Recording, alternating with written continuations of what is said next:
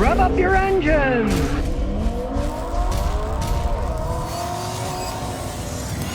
Today I'm going to talk about why car guys never buy new cars. Now, of course, I never advise people to buy a new car when it's a new model with new engine, new transmission. Who knows if it's going to hold up? You never know. So that's a really good reason. The main reason is you can save so much money. Cars depreciate rapidly. If you're buying used cars all the time, let's say you're taking advantage of the poor people who shelled out full price for a new car and then lose their shirt when they sell it. And I know a lot of people are going to say, oh, Scotty, I'd never buy a used car. You're buying somebody else's problem. That's why they're getting rid of it. Yeah, it could be a car that was wrecked, flooded, or stolen or something.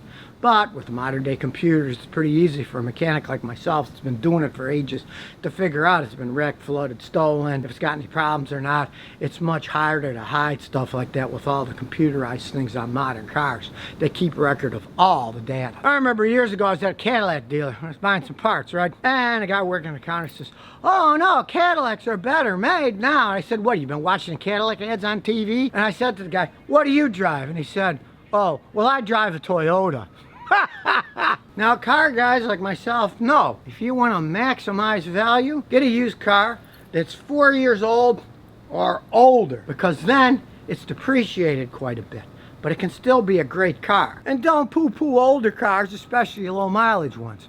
All right, I paid $3 grand for that Lexus. Yeah, it was 12 years old, but it only had 62,000 miles on it. Been the best car I've ever had. I paid less than 1/10 the original price of the car with 60,000 miles. Knowing a Lexus, that thing might go 300,000-400,000 miles. So even though I paid less than 1/10 of the original price, this sucker still has probably 80% of its lifespan left.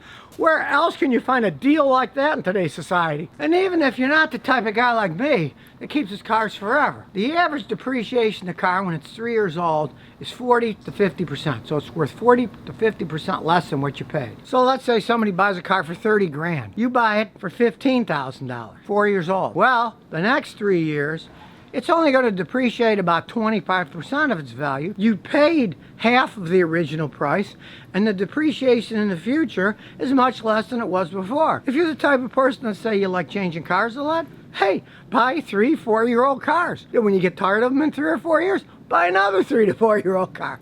There's nothing wrong with doing that if you pick the right car. Now, you don't want to try it out with a Jaguar or a Porsche unless it's real low mileage. I have had customers do that.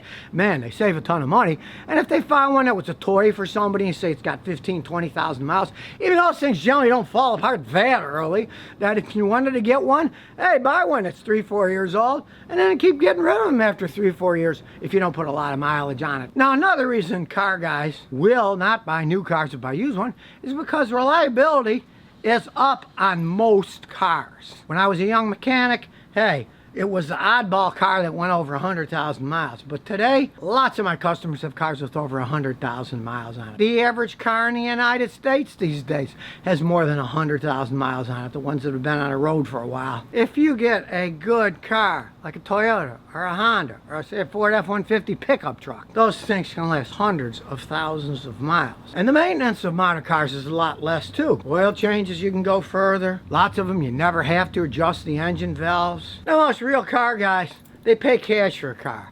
I paid cash for every car that I bought my entire life. Let's say you're somebody who finances. You're going to find that often the interest rates on used cars are much higher than the interest rates on new cars. A lot of times the manufacturers have no interest loans on their new cars. They got to sell these things. They got to flog these expensive monsters out to people.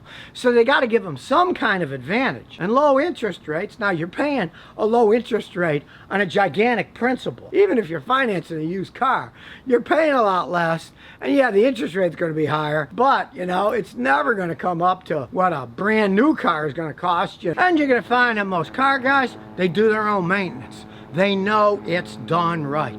And that's the best way to do it. That's why I make all these videos on YouTube, to show you how you can do it right yourself. Because here's a warning, and I see it all the time. You do the maintenance yourself, you know it was done right. These days, You can't trust a lot of people. As an example, I had a customer a few years back. She'd taken her BMW to the BMW dealer to get it maintained. It's under warranty, right? She had 80,000 miles on the car. She towed it in to me because it wouldn't go anymore. It was out of warranty. Transmission fluid out, it came out like molasses. I said, this thing's never been changed. It's filthy. She showed me 4 receipts for full transmission flushes.